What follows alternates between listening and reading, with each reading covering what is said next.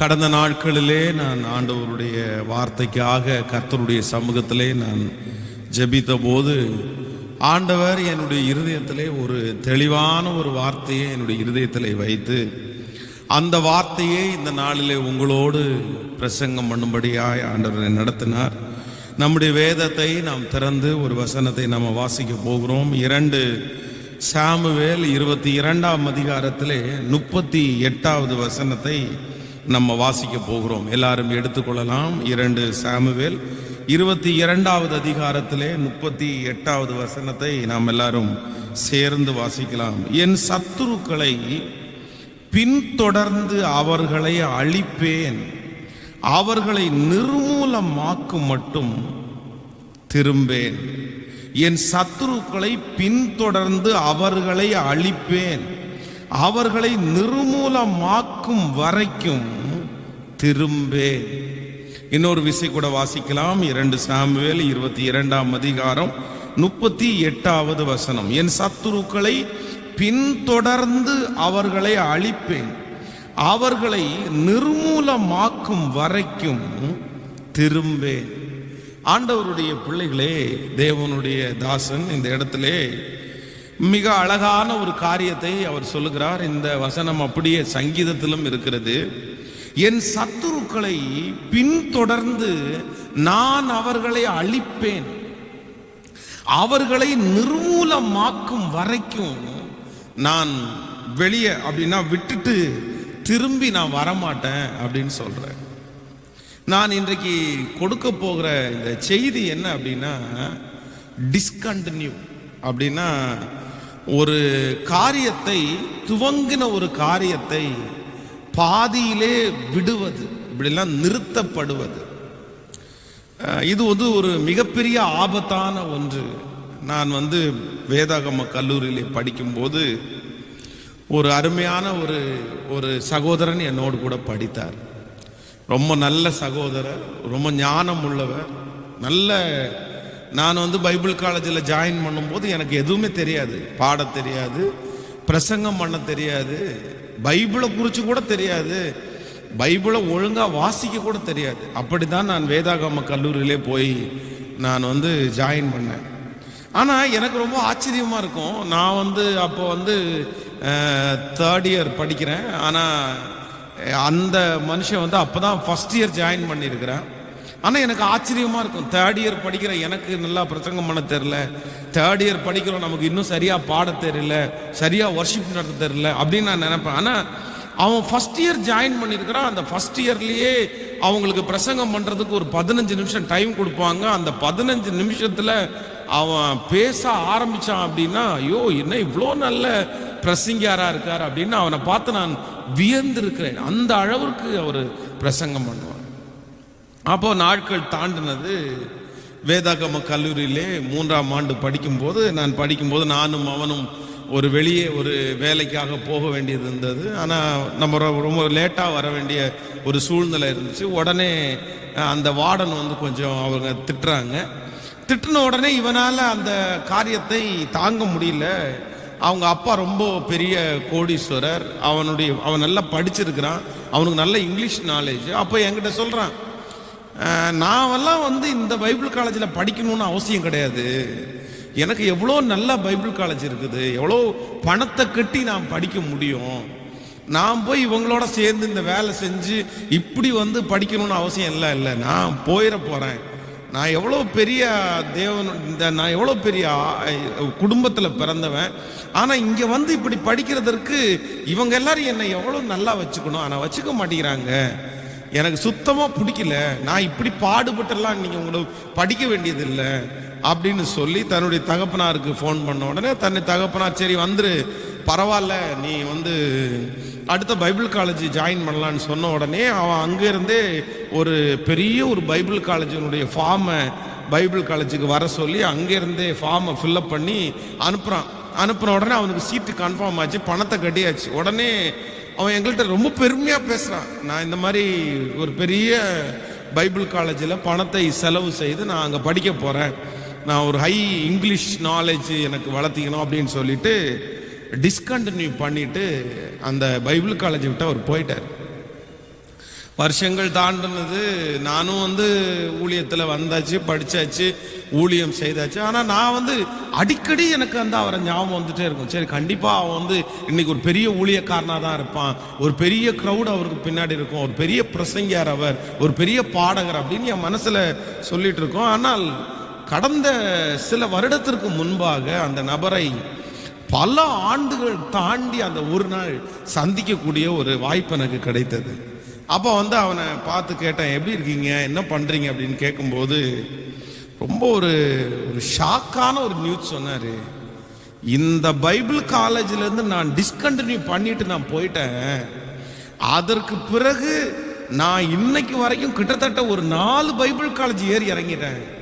ஆனால் எந்த பைபிள் காலேஜ்லையுமே என்னால் அந்த படிப்பை தொடர்ந்து முடிக்கவே முடியல. என் கையில் இருக்கிற சர்டிஃபிகேட் என் கையில் இருக்குது, ஆனால் காலேஜுக்கு போகாமல் நான் எழுதி வாங்கின சர்டிஃபிகேட் தான் இருக்கே தவிர என்னால் ஒழுங்காக ஒரு இடத்துல நான் நிறுத்தப்படாமல் கண்டினியூவாக ஒரு படிப்பை என்னால் முடிக்க முடியலை அப்படின்னு ரொம்ப தோற்று போய் ஊழியமே செய்யாமல் மிக வருத்தப்பட்டு இருக்கிற அந்த நபரை நான் சந்தித்து நான் வியந்து போனேன். ஒன்று நினைத்துக் கொள்ளுங்கள், ஆண்டவருடைய பிள்ளைகளே, நம்முடைய வாழ்க்கையிலே இந்த டிஸ்கண்டினியூ அப்படின்னா நிறுத்தப்படுகிறது மிக மிக மிக ஆபத்தான ஒன்று. இன்றைக்கு நிறைய பேர் என்ன நினைக்கிறாங்க அப்படின்னு சொன்னா, ஒரு காரியத்தை ஆரம்பித்த உடனே, ஒரு காரியத்தை, ஒரு படிப்பா இருக்கலாம், ஒரு திருமண வாழ்க்கையா இருக்கலாம், ஒரு காரியத்தை துவங்கி அதை முடியல, அவ்வளவுதான் பண்ண முடியல, அதை டிஸ்கண்டினியூ பண்ணு, அதை தூக்கி போட்டுரு, அடுத்ததை பார்த்துக்கலாம் அப்படின்னு சொல்லி இடையிலே நிறுத்தி விட்டு நிறைய பேர் வெளியே போயிடுறாங்க. அதை பாதியில் விட்டுட்டு போயிடறாங்க. அதை குறித்து அவங்க கவலைப்படுறது இல்லை, அந்த நஷ்டத்தை குறித்து அவங்க பெரிய பொருட்டா எடுக்கிறது இல்லை, அந்த நாட்கள் இழந்து போனதை குறித்து பெரிய பொருட்டா எடுக்கிறது இல்லை. ஆனால் ஒன்றை நான் சொல்லுகிறேன், சில நேரத்திலே நீங்கள் ஆரம்பித்ததை, நீங்கள் துவங்கினதை கர்த்தரே ஒரு சில வேளைகளில் நிறுத்துவார். ஆண்டவரே சில இடங்களிலிருந்து உங்களை பிரிப்பார், சில அன்பிலிருந்து கர்த்தர் உங்களை பிரிப்பார், சில இடத்திலிருந்து கர்த்தர் உங்களை தனியா கொண்டு போவார், அது வேற. ஆனா நீங்கள் ஒன்றை மறந்துடக்கூடாது, நீங்கள் டிஸ்கண்டினியூ பண்றது, நீங்கள் நிறுத்துகிறது உங்களுடைய பின்னாடி வாழ்க்கைக்கு மிகப்பெரிய ஆபத்து. அதத்தான் சங்கீதக்காரனாகிய தாவீது இந்த இடத்துல சொல்லும்போது சொல்லுகிறான், நான் சத்துருவை பின்தொடர்ந்து நான் பிடிப்பேன், ஆனா அவர்களை நிர்மூலமாக்கும் வரைக்கும் நான் பின்னாடி வரமாட்டேயா, நான் நிறுத்த மாட்டேயா. ஒரு காரியத்தை நான் துவங்குவேனே ஆனால், ஒரு காரியத்தை நான் ஆரம்பிப்பேன் ஆனால் எனக்கு டிஸ்கண்டினியூன்ற ஒண்ணு இல்லவே இல்லை, இல்லவே இல்லை. என்னுடைய வாழ்க்கையிலே, என்னுடைய ஊழியத்திலே நான் பார்த்த வரைக்கும் ஒரு காரியத்தை துவங்கினவர்கள் யாரெல்லாம் டிஸ்கண்டினியூ பண்றாங்களோ அவர்களுடைய வாழ்க்கையில எல்லாமே பாதி வழியில தான் நிக்குது. அவர்களால ஒரு காரியத்தை அவர்களால முடிக்கவே முடிகிறது. அவர்களுக்குள்ள தாளந்துகள் இருக்கிறது, அவர்களுக்குள்ள எத்தனையோ அறிவுகள் இருக்கிறது, பின்னணி இருக்கிறது, என்ன இருந்தாலுமே இந்த டிஸ்கண்டினியூ பண்றவங்க மேல அவங்களால தங்களுடைய வாழ்க்கையினுடைய ஒரு சிகரத்தை, அவர்களுடைய வாழ்க்கையினுடைய உயர்வை அவர்களால அடையவே முடியறதில்லை. அதனால இன்றைக்கு இந்த ஆராதனையில் இருக்கிற ஒவ்வொருத்தரிடத்திலையும் ஆண்டவர் பேசுற வார்த்தை என்ன அப்படின்னா, கஷ்டமானாலும் நஷ்டமானாலும் பாடுகளானாலும் எவ்வளோ பெரிய சூழ்நிலை ஆனாலும் ஒரு காரியத்தை நீங்கள் துவங்குவீர்களே ஆனால், ஒரு காரியத்தை நீங்கள் ஆரம்பிப்பீர்களே ஆனால் அதை முடிக்கிற அபிஷேகத்தை கர்த்தரிடத்திலிருந்து நீங்கள் எப்பொழுது பெற்றுக்கொள்ளுகிறீர்களோ அதுதான் உங்களுக்கு மிகப்பெரிய வெற்றி. அதனால இன்னைக்கு எல்லாருமே என்ன ஜெபிக்கணும் அப்படின்னா, ஆண்டவரே எனக்கு ஒரு கிருபையை தாங்க ராஜா, நான் ஆரம்பிக்கிறது மட்டுமல்ல, என் வாழ்க்கையில இந்த டிஸ்கண்டினியூ அப்படின்னா பாதி வழியில விட்டுட்டு வர்ற அப்படின்ற ஒன்று இருக்கவே கூடாது. கர்த்தருக்கு பிரியம் இல்லாத வழியா இருக்கலாம், பொல்லாத வழிகளா இருக்கலாம், அது கர்த்தருக்கு நீங்க ஆண்டவருக்கு இஷ்டம் இல்லாத காரியத்தில் செயல்பட்டு அதை விட்டுட்டு வர்றது நான் ஒன்று சொல்லலை. அதை கர்த்தர் பேசும்போது அதை பாதி வெளியில விடுறீங்க, அது கர்த்தருக்கு உகந்தது. ஆனா இப்போ ஒரு காலேஜ் படிக்கிற பிள்ளை இல்லைன்னா ஒரு ஸ்கூல் படிக்கிற பிள்ளை ஒரு ஸ்கூல் படிப்பை ஆரம்பிச்சாச்சு, அது நல்லா தான் போயிட்டு இருக்குது. திடீர்னு வந்து இல்லை இந்த படிப்பு எனக்கு வேண்டாம், இன்னொரு படிப்பை இது பண்ணிக்கலாம், இன்னொரு படிப்பில் நான் போகிறேன் அப்படின்னு ஏற்கனவே இருக்கிற படிப்பை டிஸ்கண்டினியூ பண்ண நிறைய பேர் அதையும் தொடர முடியாம, மேற்கொண்டு அவங்க நினைச்சிருக்கிற அந்த காரியத்தையும் தொடர முடியாம இன்னைக்கு பாதி வழியில எதையுமே கம்ப்ளீட் பண்ணாம, எதையுமே பினிஷ் பண்ணாம இன்னைக்கு இருக்கிற எத்தனையோ பேரை நான் பார்த்திருக்கிறேன். சோ அந்த நிலைமைக்கு இனி ஆண்டவருடைய பிள்ளைகள் யாருமே நீங்கள் தள்ளப்படக்கூடாது. ஒரு காரியத்தை நீங்கள் ஆரம்பிக்கிறதுக்கு முன்பாக, துவங்குறதுக்கு முன்பாக, அதுல ஜாயின் பண்றதுக்கு முன்னாடி நீங்க யோசிக்கலாம், இதை செய்ய முடியுமா, செய்ய முடியாதா, நான் துவங்கினா இதை முடிப்பேனா, எனக்கு கரெக்டா கெப்பாசிட்டி இருக்குதா, எனக்கு பணம் இருக்குதா. அதைத்தான் வேதம் சொல்லுகிறது. நீங்கள் ஒரு காரியத்தை ஆரம்பிக்கிறதுக்கு முன்பாக கணக்கு பார்க்க கடவன். அதை உட்கார்ந்து நம்ம கணக்கு பார்க்கணும், அதை செய்ய முடியுமா, அதுக்கப்புறம் ஆரம்பிச்சு அதை செய்யலாம். ஆனா ஒரு காரியத்தை ஆரம்பிச்சதற்கு பிறகு உங்களுடைய மனசு என்ன பண்ணணும் அப்படின்னா, இதை கண்டிப்பா நான் முடிக்கணும். என்ன சூழ்நிலை வந்தாலும், எந்த போராட்டம் வந்தாலும் நான் இதை முடிக்கணும்ன்ற எண்ணம் உங்களுக்குள்ளே இல்லாமல் அப்படின்னா அதை தடுமாற்றமாய் ஒரு சில வேளைகளிலே இந்த செய்தியை கேட்கிற யாரோ ஒருத்தர் தடுமாற்றமா இருக்கலாம். இதை நான் என்ன பண்ண போறேன், விட்டுறலாமா, வச்சுக்கலாமா, செய்யலாமா, வேண்டாமா, இப்படிப்பட்ட தடுமாற்றம் இருக்குமே. ஆனால் இல்ல இல்ல இல்ல இல்ல, நீங்க ஒன்றை மறந்து விடாதிருங்கள், துவங்கினதை நீங்கள் முடிப்பதற்கு கர்த்தர் உங்களுக்கு பலன் தர வேண்டும். No discontinue. இதுவரைக்கும் உங்களுடைய வாழ்க்கையில எத்தனையோ காரியத்துல நீங்க டிஸ்கண்டினியூ ஆயிருக்கலாம், எத்தனையோ காரியத்தை நீங்க விட்டுருக்கலாம், ஆரம்பிச்சு ஆரம்பிச்சு ஆரம்பிச்சு அப்படியே பெண்டிங்லே கிடக்கலாம். ஆனா இன்றைக்கு கர்த்தருடைய ஆவியானவர் உங்களோடு பேசுகிறார். ஒரு உண்மையான ஒரு பரிசுத்தவானுடைய அபிஷேகம், ஒரு தேவனுடைய பிள்ளையினுடைய அபிஷேகம், ஒரு வெற்றியாளனுடைய அபிஷேகம், ஒரு தலைவனுடைய அபிஷேகம், இல்லையென்றால் தனக்கு விரோதமாய் வருகிற அத்தனை சக்திகளையும் முறியடிக்கிற ஒரு தேவனுடைய பிள்ளையினுடைய அபிஷேகம் என்னவென்றால், துவங்கிறது அல்ல, அதை முடிக்கிற வரைக்கும் நான் பின் திரும்ப மாட்டேன். அதான் கலப்பையின் மேல் தன் கையை வைத்து பின்னிட்டு பார்க்கிற எவனும் தேவனுடைய ராஜ்யத்திற்கு தகுதி உள்ளவன் அல்ல அப்படின்னு பைபிள் சொல்லுது. அப்போ ஒரு தீர்மானம் எடுக்கணும், என் வாழ்க்கையில டிஸ்கண்டினியூன்னு ஒன்று இருக்கக்கூடாது. ஆண்டவருடைய பிள்ளைகளே, ஒன்றுல அப்படி நீங்க டிஸ்கண்டினியூ ஆயிட்டீங்க அப்படின்னா, இன்னைக்கு நிறைய பேர் அது ஒண்ணுல ஆனதுதான். அது பாத்தீங்க அப்படின்னா கண்டினியூவா அப்படி அவர்களை தொடர்ந்து கொண்டே இருக்கிறது. வாழ்க்கை முழுவதும் எதெடுத்தாலும் அப்படியே டிஸ்கண்டினியூவா மாறிடுது. நீங்கள் வேதத்துல சவுலை குறித்து வேதத்துல வாசிக்க முடியும். இந்த சவுலுடைய வீழ்ச்சிக்கு மிகப்பெரிய காரணம் என்ன அப்படின்னா, அவனுடைய அந்த டிஸ்கண்டினியூ தான் காரணம். அவன் எதுலையுமே அதான் ஒரு காரியத்தை எடுத்தால் அந்த காரியத்தை முழுமையாய் செய்யக்கூடிய அந்த காரியம் அவனுடைய இருதயத்துல இல்லை, பாதி, எல்லாத்தையும் பாதி வழியில. சாமுவேல் கேட்கிறாரு, எல்லாம் முடிச்சிட்டியா அப்படின்னு கேட்டா, ஆமா முடிச்சிட்டேன்னு சொல்றாரே தவிர அந்த யுத்தத்தை அவர் முடிக்கல. அந்த நாட்டினுடைய ராஜா தான் முக்கியமானவர், அந்த ராஜாவை அவர் உயிரோட வைத்திருக்கிறார். சாமுவேல் தீர்க்கதரிசி வந்துதான் அந்த யுத்தத்தை பினிஷ் பண்றாரே தவிர இவர் முடிச்சிட்டேன்னு சொல்றாரு. ஆனா பாதி வழியில அதை டிஸ்கண்டினியூ பண்ணிட்டு அடுத்த வேலை என்ன இருக்குது, அடுத்த ஊழியம் என்ன இருக்குது, அடுத்து நான் எங்க போரிடணும், இதையே ஒழுங்கா முடிக்கலையே சார்.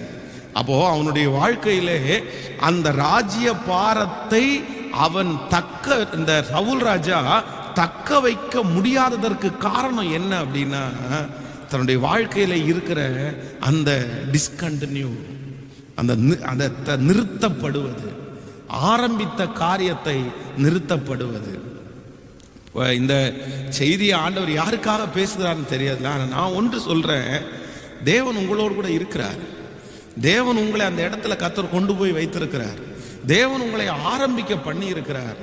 அந்த காரியத்தை ஆண்டவருடைய சமூகத்துல தாவீதை போல ஒவ்வொருத்தரும் என்ன ஜெபிக்கணும்னா, ஆண்டவரே நான் இந்த காரியத்தை துவங்கிட்டேன், ஆண்டவரே இந்த காரியத்துல என்ன கொண்டு போய் நீங்க ஜாயின் பண்ணி விட்டீங்க, ஆண்டவரே என் மூலமா இந்த காரியம் ஆரம்பிக்கப்பட்டிருக்கிறது, நான் இந்த காரியத்தை முடிக்கிற வரைக்கும் பின் வரமாட்டேன் ஆண்டவரே, பின்னோக்க மாட்டேன் ஆண்டவரே, அப்படிப்பட்ட ஒரு முடிவை நீங்கள் எடுப்பீர்களே ஆனால் நிச்சயமா சொல்றேன், ஆண்டவர் வந்து உங்களுடைய வாழ்க்கையிலே பெரிய அற்புதத்தை செய்கிறதற்கு வல்லவராக இருக்கிறார்.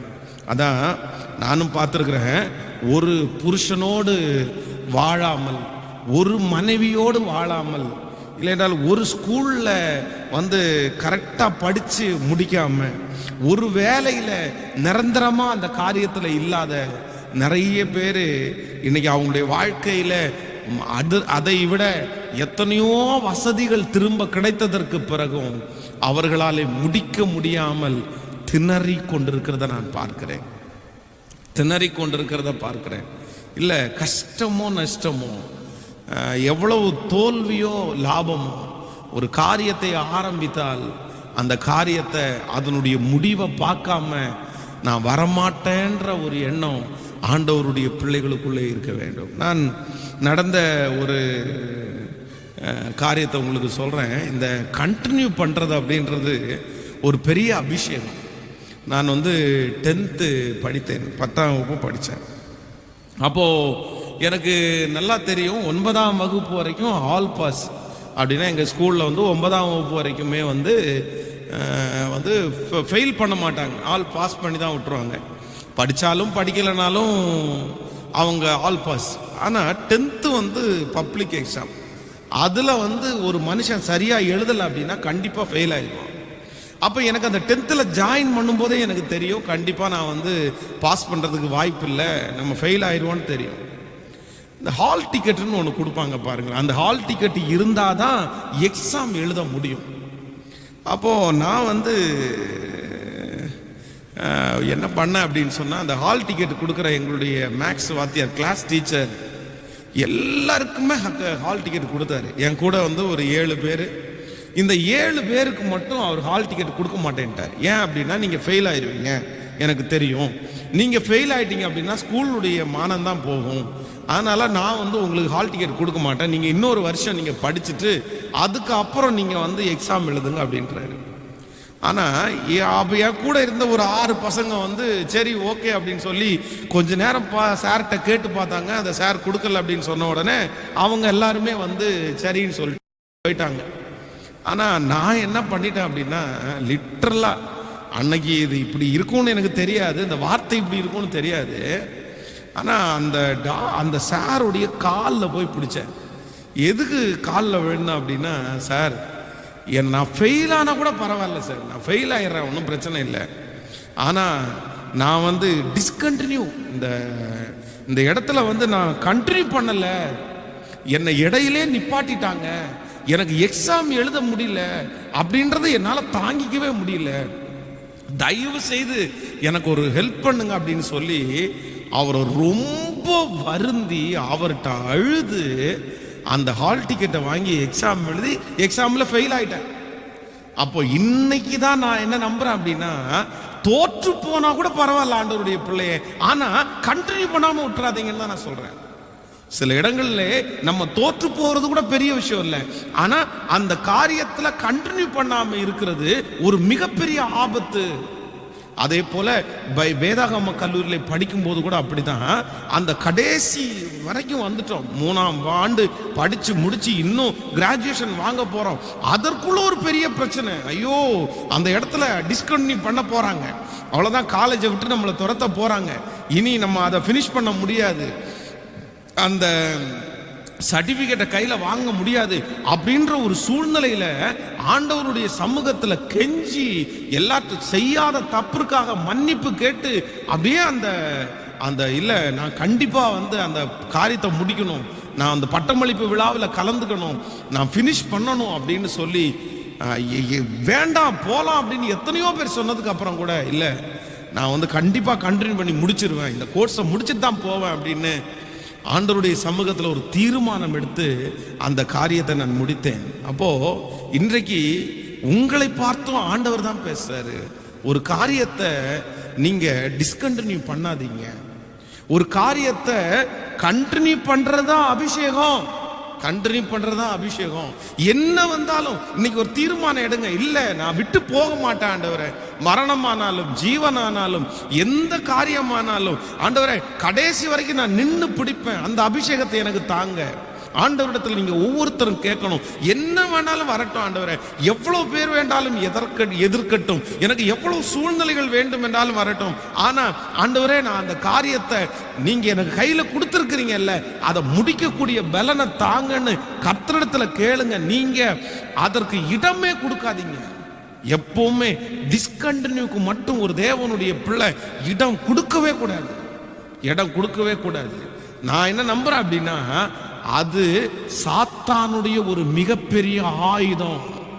ஒரு இடத்துல ஆண்டவர் உங்களை கொண்டு போய் உட்கார வைக்கும் போது, ஒரு காரியத்தை கர்த்தர் உங்களுடைய கரத்தில் கொடுக்கும் போது, அதை பாதி வழியில விட்டுட்டு அதிலே கர்த்தர் உங்களை வைத்திருக்கிற அந்த நாள் வரைக்கும் இல்லாம உங்களை அந்த இடத்தை விட்டு எடுக்க பண்ணுவது, அந்த இடத்தை விட்டு ஓட பண்ணுவது, நான் என்ன நம்புறேன் அப்படின்னா, அது மனுஷனால் வருகிறது அல்ல, அது உங்களுடைய பிரச்சனை அல்ல, அது முழுக்க முழுக்க முழுக்க பிசாசினால் உண்டானது. நீங்கள் ஆதியாகமத்திலே வாசிப்பீர்களே ஆனால், ஆண்டவர் ஆதாமையும் ஏவாளையும் உருவாக்கி ஏதேன் என்கிற தோட்டத்தில் ஆண்டவர் கொண்டு போய் உட்கார வைக்கிறாரு. இந்த ஏதேன் தோட்டத்தில் ஆண்டவர் எல்லா வசதிகளையும் அங்கே கொடுத்து விட்டார். அவர்களுக்கு ஆகாரம் கொடுத்திருக்கிறார், அவர்களுக்கு நதியை ஆண்டவர் கட்டளையிட்டார், அவங்க நல்ல காலையில் ஆண்டவர் அவங்களோட பேசுறார், எல்லாமே அவர்களுக்கு கரெக்டா நடந்துட்டு இருக்குது. ஆனா அந்த ஏதேன் தோட்டத்தினுடைய தொடர்பை, அந்த வாழ்க்கைய அவங்க கண்டினியூ பண்ண கூடாதுன்னு சொல்லி பிசாசானவன் உள்ளே நுழைந்து ஆண்டவரோடு உள்ள ஐக்கியத்தை, அந்த ஏதேன் தோட்டத்தில் இருந்த தொடர்பை எப்படியாவது கண்டிக்கணும்னு முயற்சி பண்ணி அந்த இடத்துல இருந்து ஆதாமையும் ஏவாளையும் வெளியே கொண்டு வந்துட்டான் பாருங்களேன், வெளியே கொண்டுட்டாம. அப்போ நான் என்ன நம்புறேன் அப்படின்னா, ஒரு காரியத்துல நம்ம கண்டினியூ பண்ணாம நம்மளை தடுக்கிறது முழுக்க முழுக்க முழுக்க சத்துருடைய வேலை. இந்த காரியத்தை கண்டினியூ பண்ணாம நம்மளை தடுக்குது பாருங்களேன், அது நீங்க வேற மாதிரி நினைச்சிடாதீங்க, நமக்கு தான் அப்படி இருக்குது, நம்ம அப்படி இருக்கிறோம் அப்படின்னு. இல்லை இல்லை இல்லை இல்லை, ஒரு காரியத்தை துவங்கிறது அல்ல, நான் அதை முடிப்பேன், நான் அதை கண்டினியூ பண்ணுவேன், அது வரைக்கும் நான் திரும்பவே மாட்டேன். ஆமேன்னு சொல்லுங்க. எத்தனை பேர் அந்த அபிஷேகத்தை கர்த்தரிடத்துல நீங்க கேட்க போறீங்கன்னு தெரியல. இது ஒரு மிக முக்கியமான ஒரு ஜெப குறிப்பு, மிக முக்கியமான ஜெப குறிப்பு. ஒரு மரத்தை இங்க நட்டாச்சு, இங்க இருந்து புடுங்கி இன்னொரு இடத்துல நட்டோம் அப்படின்னா, அங்கிருந்து புடுங்கி இன்னொரு இடத்துல நட்டுட்டோம் அப்படின்னா, நான் சொல்றேன் கண்டிப்பா அதற்குரிய கனி கொடுக்கப்படவே கொடுக்கப்படாது. இன்னைக்கு நிறைய பேருடைய வாழ்க்கை அப்படித்தான் இருக்கிறது. பிடுங்கி பிடுங்கி பிடுங்கி நடப்படுகிறார்கள். இங்க நிரந்தரம் இல்லை, இங்க நிரந்தரம் இல்லை. 15 இடம், 30 இடம், 20 இடம், எங்கேயுமே நிரந்தரம் இல்லை, எங்கேயுமே கண்டினியூ பண்ணல, எல்லாத்துலயுமே பாதி வழி. இதுல ஆஃப்ல படிப்புல கோட்டை விட்டாச்சு, காலேஜில் கோட்டை விட்டாச்சு, வேலையில கோட்டை விட்டாச்சு, வீடு கட்டுறதுல கோட்டை விட்டாச்சு, எல்லாத்துலயுமே எதுலையுமே கண்டினியூ பண்றது இல்லை. சோ நான் என்ன சொல்றேன் அப்படின்னா, எதுலையுமே கண்டினியூ பண்ணாத ஒரு நபர் வேறு எதுல போய் நீங்க நிக்க போறீங்க? இது வரைக்கும் ஒண்ணுலயாவது கண்டினியூ பண்ணிருக்கீங்களா? இது வரைக்கும் ஒன்னையாவது கிளியரா முடிச்சிருக்கிறீங்களா? அப்படின்னு நிறைய பேருடைய வாழ்க்கையை திரும்பி பார்க்க சொன்னா, அவங்க நிறைய பேர் எதுலையுமே அவங்க கண்டினியூ பண்ணல, எதையுமே அவங்க முடிக்கல. எல்லாமே அதான் இன்னைக்கு இருக்கிற நிறைய வாலிப தம்பிங்க, நிறைய வாலிப தங்கச்சிங்கள்ட்ட அவங்க வாழ்க்கையில முன்னேறாததற்கு காரணம், அவர்கள் ஒரு பெரிய லக்கை அடையாததற்கு காரணம், அவங்க ஒரு பெரிய உச்சியை தொடாததுக்கு எது காரணம் அப்படின்னா, நான் என்ன சொல்லுவேன் அப்படின்னா, அவர்களுடைய வாழ்க்கையில இந்த கண்டினியூ என்கிற அபிஷேகமே அவங்களுக்குள்ள இல்லை பாருங்களேன். அவன் எதையுமே அவங்க கண்டினியூ பண்ண மாட்டாங்க. அவன் வாழ்க்கையை திரும்பி பார்க்க சொல்லுங்க. இன்னைக்கு 35 வயசு, 38 வயசு, 40 வயசு, உன்னுடைய படிப்புல நீ எல்லாம் முடிச்சிட்டியா அப்படின்னு கேட்டா இல்லை, அது டிஸ்கண்டினியூ. அதுக்கப்புறம் காலேஜ் பண்ணிட்டியாப்பா, இல்லை காலேஜில் டிஸ்கண்டினியூ. அதுக்கப்புறம் வேலையில் போனியாப்பா, அங்கேயும் டிஸ்கண்டினியூ. எல்லாத்துலேயும் இதே மாதிரி அவங்க கண்டினியூ பண்ணாமல் விட்டது ஒன்று இல்லை ரெண்டு இல்லை, இன்று வரையிலும் பார்த்தீங்க அப்படின்னா அவர்களுடைய வாழ்க்கையில் அவங்க கண்டினியூ பண்ண முடியாமலே அவங்க தவிச்சிட்டு இருக்கிறாங்க. நான் என்ன சொல்றேன் அப்படின்னா, இது ஒரு உங்களுடைய வாழ்க்கையை அழிக்கிறதற்கு சாத்தானுடைய ஒரு பெரிய ஆயுதம். அதனால நீங்க இதை ஜெயிக்கணும், நீங்க இதை தாண்டணும், நீங்க இதை கர்த்தரிடத்துல கேட்டு, ஆண்டவரே எனக்கு அப்படிப்பட்ட காரியம் வேண்டாம், நான் இனி கை வைக்க போறத, இனி ஆண்டவர் என்னை கொண்டு போய் உட்கார வைக்கிறத நான் முடிக்கணும், ஆண்டவரே எனக்கு அந்த அபிஷேகத்தை தாருன்னு சொல்லி கர்த்தரிடத்துல தயவு செய்து கேளுங்க. இந்த வசனத்தை வாலிப தம்பி கேட்கலாம், வாலிப தங்கச்சி கேட்கலாம். உங்களுக்காக நான் மிக அன்பாய் பட்சமாய் சொல்லுகிறேன், அது உன் வாழ்க்கையில பெரிய தோல்வியை உனக்கு கொண்டு வந்து விடும். நீ வாழ்க்கையில நீ பெரிய பெரிய அளவில் சைன் பண்ணவே முடியாது, நீ பெரிய லட்சியத்தை அடையவே முடியாது. இந்த டிஸ்கண்டினியூ அப்படின்றது ஒரு மிகப்பெரிய ஆபத்து. நான் சொல்றேன், ஒரு காரியத்தை துவங்கி 6 மாதம் அதனுடைய காரியம் ஒரு 2 வருஷம் அப்படின்னு வைங்களேன். இந்த 2 வருஷம் பண்ணா அந்த காரியம் முடிஞ்சிடும். ஆனா நீங்க இப்ப ஆரம்பிச்சு ஒரு 8 மாசம் நீங்க அதுல வந்துட்டீங்க. ஆனா 8வது மாசத்துல உங்களால அதை கண்டினியூ பண்ண முடியல, அதை தொடர முடியல. இப்ப அதை பாதி வழியிலே விட்டுட்டு இப்ப அடுத்த காரியத்துக்குள்ள போறீங்க. நான் சொல்றேன், அந்த 8 மாதங்களும் உங்களுக்கு வீண். அந்த 8 மாதங்களும் உங்களுக்கு வேஸ்ட் ஆயிருச்சு. அடுத்த ஒரு ப்ராஜெக்ட் நீங்க ஆரம்பிக்கும் போது இந்த 8 மாதத்தை அந்த 8 அதுல சேர்த்திருந்தீங்கன்னா அது உனக்கு ஒரு பெரிய உங்களுக்கு வெற்றியா இருந்திருக்கும். இந்த 8 மாதம் இப்ப போச்சா, இந்த மாதிரி எத்தனை 8 மாதங்கள், இந்த மாதிரி எத்தனை 6 மாதங்கள். சிலருடைய வாழ்க்கையில இப்படி நாட்கள் தாண்டி நேரங்களை தவறவிட்டு, நாட்களை தவறவிட்டு இன்று ஒன்றிலையுமே சைன் பண்ண முடியாம இருக்கிறாங்க. ஸோ உங்களுடைய இந்த செய்தியை கேட்கிற பெற்றோர்கள் கூட உங்க பிள்ளைகளுக்காக நீங்கள் ஜெபிக்க வேண்டியது என்ன அப்படின்னா, ஆண்டவரே என் பிள்ளைக்கு இந்த டிஸ்கண்டினியூன்ற ஒன்று என் பிள்ளைங்களுடைய வாழ்க்கையில இருக்கக்கூடாதுன்னு சொல்லி ஜெபம் பண்ணுங்க. அதற்கு நீங்க அனுமதிக்காதீங்க.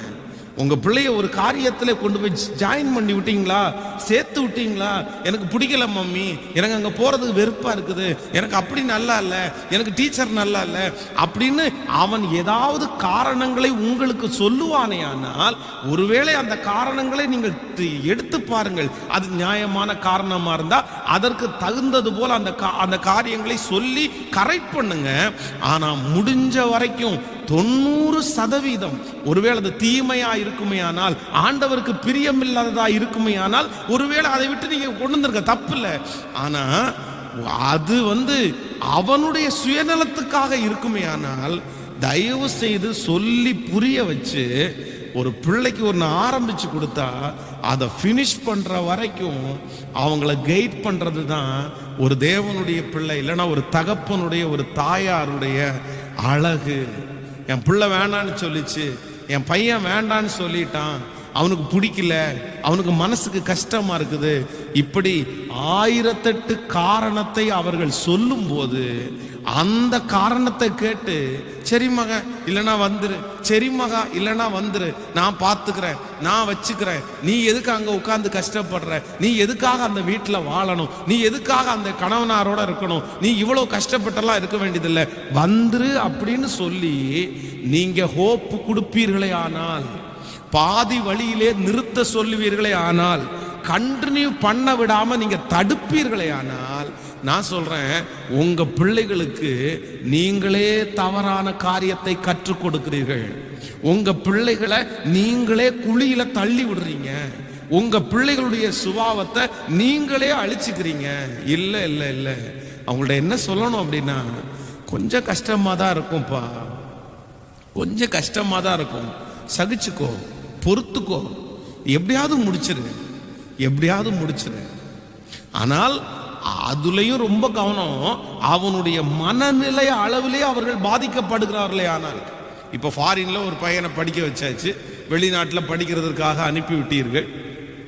அந்த பையன் அங்கே போயிட்டு அவனுக்கு ஃப்ரெண்ட்ஸ் யாருமே இல்லை, மென்டலி அவன் டிசார்டர், இப்போ நான் இங்கே இல்லை, நான் வந்து என்னை அனுப்பலை அப்படின்னு நான் செத்துருவேன், என்னுடைய வாழ்க்கையே போயிடும் அப்படின்னு சொல்கிற பட்சத்தில் நான் என்ன சொல்கிறேன் அப்படின்னா, அப்படி இருக்கவங்கள கண்டிப்பு பண்ணி கடினப்படுத்தி, இல்லை நான் பணம் செலவு பண்ணிட்டேன், நீ படித்து தான் ஆகணும், நீ அப்படி தான் ஆகணும் அப்படின்னா அப்புறம் புள்ள நமக்கு கிடைக்காது, புள்ள நமக்கு நல்ல விதமாக கிடையாது.